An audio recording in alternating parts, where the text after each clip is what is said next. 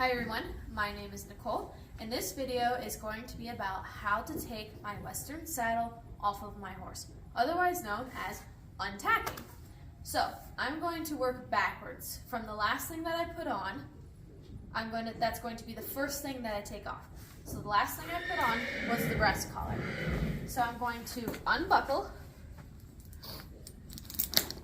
and then buckle it back to itself. Now I'm going to go down here and unclip from the girth. Bring that clip up to the D-ring that's on the breast collar and hook it there. And then I'm going to reach my right arm over. Even on the tall horses, I can manage, and flip it back here to where it's laying on the saddle and over the horn like that. Okay? Now we come back over here. So the second thing that I put on the horse, which would be the second thing I take off of the horse, is the back cinch. Very simple.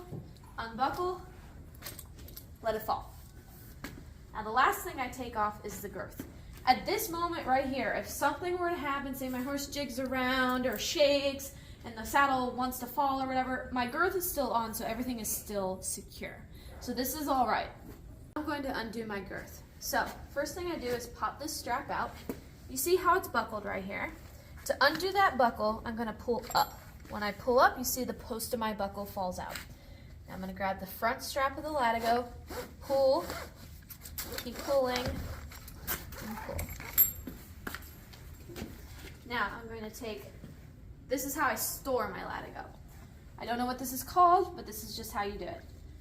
Pull out about a foot, fold backwards, come through the D-ring, make 2 loops on top of themselves like this. Okay. And then you do a Western knot or Texas T or Windsor knot. They're all the same thing. They all have different terms. Come across, come under the D-ring. You have a loop right here. Bring the rest of your tail down through the loop. Now, everything is done on his left side. Now I go to his right side. My breast collar is already stored, so now the next thing I need to do is store my back cinch and my girth. So I'm going to take my back cinch and I'm going to put it on top of my girth. I'm going to pull this cover down a little bit. So back cinch on top of girth. Put this buckle within the post of the girth, like that. Now I'm going to come up here to the keeper. I'm going to put the keeper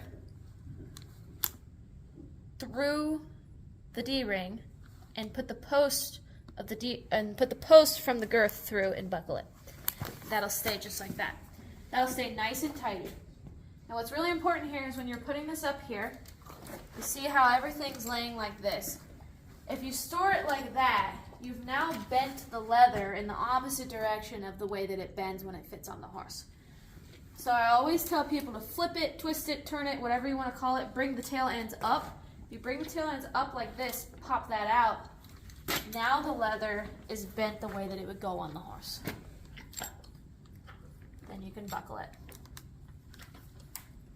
Now to take it off, if my horse is accustomed to having it being taken off on either side, I will take everything down.